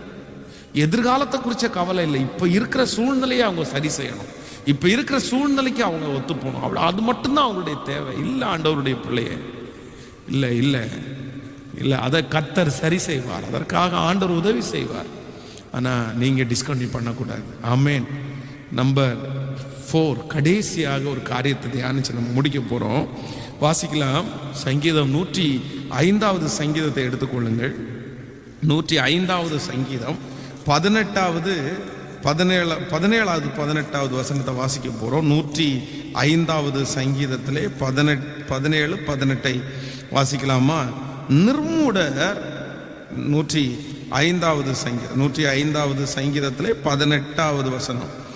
அவன் கால்களை விலங்கு போட்டு ஒடுக்கினார்கள், அவன் பிராணன் இரும்பில் அடைபட்டிருந்தது. நீங்கள் 17, 18 வாசிக்கலாம். அவர்களுக்கு முன்னாலே ஒரு புருஷனை அனுப்பினார், யோசேப்பு சிறையாக விற்கப்பட்டான், அவன் கால்களை விலங்கு போட்டு ஒடுக்கினார்கள், அவன் பிராணன் இரும்பில் அடைபட்டு கிடந்தது. நம்ம யோசேப்பை குறித்து வாசிக்கும் போது சாதாரணமா நம்ம நினைச்சிருக்கோம், அவ்வளவுதான் 15 ஆண்டுகள் இருந்தாரு அந்த வீட்டில், அவருக்கு அவர் செய்வதெல்லாம் கர்த்தர் வாக்கிய பண்ணினார், அவனுடைய எஜமானன் அவனுடைய வீட்டில் அவனை தலைவனா வச்சான், அதுக்கப்புறம் சிறைச்சாலைக்கு கொண்டு போகப்பட்டான், சிறைச்சாலையிலே அவனை சிறைச்சாலையினுடைய தலைவன் அவனை தலைவனா அங்கீகரிச்சான் அப்படின்னு, அவ்வளவுதான். அவனுக்கு என்ன பாடு, எங்க போனாலும் கர்த்தருடைய கிருபை அவனோடு இருந்ததுனால அவன் 15 வருஷத்தை சுலபமாய் கடந்தான் அப்படின்னு நம்ம நினைக்கிறோம். ஆனா பைபிள்ல இந்த இடத்துல தான் தெளிவாய் சொல்லுகிறது, அவன் கால்களை விலங்கு போட்டு ஒடுக்கினார்கள், அவனுடைய பிராணன் இரும்பில் அடைபட்டு கிடந்தது. அந்த அளவுக்கு அவன் பாடுபட்டு இருக்கிறான். அந்த அளவுக்கு பாடு சாதாரணமான பாடல்ல. 15 ஆண்டுகள் அவனுடைய ஆத்துமா இரும்பில் அடைபட்டு கிடந்துச்சு. ஆனா வேதம் சொல்லுது, அந்த பாடுகளை சகித்து, ஆனா சகித்து கொண்ட அந்த கண்டினியூஷனை அவன் விடவே இல்லை. இடையில பாதி வழியில அவனுடைய காரியங்களை அவன் நிறுத்தவே இல்லை, அவன் டிஸ்கண்டினியூ பண்ணவே இல்லை. அவனுடைய விசுவாசத்தையும் அவனுடைய விசுவாச ஓட்டத்தையும் அவன் டிஸ்கண்டினியூ பண்ணவே இல்லை. இன்றைக்கு நிறைய பேர் காரியங்களை டிஸ்கண்டினியூ பண்றதுக்கு என்ன காரணம் அப்படின்னா, பாடுகளை தாங்க முடியலன்னு உடனே டிஸ்கண்டினியூ பண்ணிடுறாங்க. அவ்வளவுதான், என்னால தாங்கவே முடியல, எனக்கு இத்தனை பாடுகள், ஏன் இவ்வளவு பாடு, இவ்வளவு வேதனை, நான் இதுல நிரந்தரமா இருக்க மாட்டேன், என்னால தாங்க முடியல, அதனால நான் கழட்டி விட போறேன், நான் வெட்டி விட போறேன், நான் அதுல இருந்து வெளியே வர போறேன். ஒன்று நினைத்துக் கொள்ளுங்கள் ஆண்டவருடைய பிள்ளைகளே, பாடுகள், ஒரு காரியத்தை நீங்கள் துவங்கும் போது ஒரு காரியத்துல பாடுகள் இருக்கத்தான் செய்யும். ஆனா அந்த பாடுகளுக்காக அதை விட்டுட்டு நீங்க வெளியே வந்துட்டீங்கன்னா, பாடுகள் இல்லாமல் உங்களால ஒரு இடத்துல அதை ஸ்டாண்ட் பண்ணி நிலைவரமா இருக்கவே முடியாது. அதை நீங்க தயவு செய்து நினைத்துக் கொள்ளுங்கள். சில பிள்ளைகளை கொண்டு போய் எங்கேயாவது இடத்துல ஜாயின் பண்ணி விட்டுட்டு பெற்றோர் அங்க பாடுகள் அப்படின்னு தெரிஞ்ச உடனே அந்த பிள்ளைகள் அந்த இடத்துல இருந்து அழைத்து வருகிறார்கள். ஐயோ, நீ இவ்வளோ கஷ்டப்படுறியா, நீ இவ்வளோ கஷ்டப்பட வேண்டாம், நீ இவ்வளோ கஷ்டப்பட வேண்டாம், நீ வந்துரு அப்படின்றாங்க. இல்லை, பாடுகள் இல்லாவிட்டால் அந்த பிள்ளைக்கு உயர்வு வராது. பாடுபட்டு தான் சில இடத்துல பாடுகள் மத்தியில் தான் சில இடத்துல நின்று பிடிக்கணும். அவ்வளோதான். அந்த காரியத்தை துவங்கினதை முடிக்கணும்னா, அந்த அபிஷேகம் உங்களுக்குள்ள இருக்கணும்னா பாடுகளை பார்த்து திரும்பி வரக்கூடாது. எனக்கு தெரியும், ஒரு குடும்பத்தில் அவருடைய கணவனாரால் அந்த மனைவிக்கு அவ்வளோ பிரச்சனை, அப்படி போட்டு அடிப்பார், அது மட்டும் இல்லை, அந்த பொண்ணை அவங்கள அந்த சிஸ்டரை கூப்பிடும்போது ஏ பைத்தியம், ஏ கிறுக்கி அப்படின்னு தான் கூப்பிடுவார். பைத்தியம் பைத்தியம் பைத்தியம் அப்படின்னு. அவங்க அழுவாங்க. அப்பா வீட்டில் வந்து இந்த மாதிரி என்னை பைத்தியம்ன்றாரு, என்னை லூஸு மென்டல் அப்படின்றாரு, என்னை ரொம்ப அடிக்கிறாரு, பாருங்க காயமெல்லாம் பாருங்க. ஆனால் இந்த அம்மா அப்பா என்ன சொல்லி கொடுத்தாங்க அப்படின்னா, உன்னை கல்யாணம் பண்ணி கொடுத்தாச்சுப்பா, பாடுகள் தான், நீ எப்படியாவது சமாளிச்சுக்கோ, நீ எப்படியாவது இரு, அவரை விட்டுட்டு நீ இங்கே வந்து என் வீட்டில் இருக்க முடியாது, எனக்கு இன்னொரு திருமணம் பண்ணி வைக்கிறதுக்கும் எனக்கு சக்தி இல்லை, நானே பலவீனப்பட்டேன், உன்னை வச்சு பார்க்குற அளவுக்கு நான் இல்லை, தயவு செய்து நீ எப்படியாவது அட்ஜஸ்ட் பண்ண. அந்த சகோதரி அந்த வீட்டில் அந்த பாடுகளெல்லாம் சகித்து சகித்து 2 குழந்தைகளை பெற்றெடுத்து அந்த பிள்ளைகள் இன்றைக்கு பெரிய நிலைமைக்கு ஆகி இன்றைக்கு அந்த பாடுகளெல்லாம் மாற்றப்பட்டு அந்த வீட்டில் அந்த அந்த அந்த சிஸ்டரை கர்த்தர் ராஜாத்தி மாதிரி இன்னைக்கு வச்சிருக்கிறார். அவ்வளவு பாடுகளையும் அவர்கள் சுமந்தார்கள், அவ்வளவு பாடுகளையும் அவர்கள் ஏற்றுக்கொண்டார்கள், அத்தனை பாடுகளையும் சகித்தார்கள். அவர்கள் விட்டுட்டு வரவே இல்லை, தன்னுடைய வீட்டை விட்டுட்டு வரவே இல்லை. நான் சொல்லுவேன், என்னுடைய தகப்பனார் இப்போ எங்க தகப்பனாரை போல நல்லவர் யாருமே இல்லை. ஆனால் என் தகப்பனார் தண்ணி அடிக்கிற நாட்கள், அந்த குடிக்கிற நாட்கள்ல எங்க தகப்பனாரை போல ஒரு கொடுமையான ஒரு ஆளை பார்க்கவே முடியாது. அவர் தண்ணி அடிச்சிட்டார் அப்படின்னா அவ்வளவுதான், அவரையே தெரியாது. எத்தனை அடி. நாங்கள் 5 பிள்ளைங்க. இந்த 5 பிள்ளைகளுக்கும் ஆக்கி வைக்கிற சாப்பாடை நடுவீட்டில் எங்கள் அப்பா கொட்டுவார். சாப்பாட்டுக்கு அவ்வளோ கஷ்டம். எங்கள் அம்மா அத்தனை சூழ்நிலையிலையும் அத்தனை பாடுகளிலையும் எங்களை விட்டுட்டு அவங்க அம்மா வீட்டுக்கு போகவே இல்லை. அப்படி ஒருவேளை எங்கள் அம்மா எங்களை விட்டுட்டு போயிருந்தாங்கன்னா இன்றைக்கி எங்களுடைய வாழ்க்கையெல்லாம் எப்படி போயிருக்குன்னே தெரியாது, எப்படி இருந்திருக்குன்னே தெரியாது.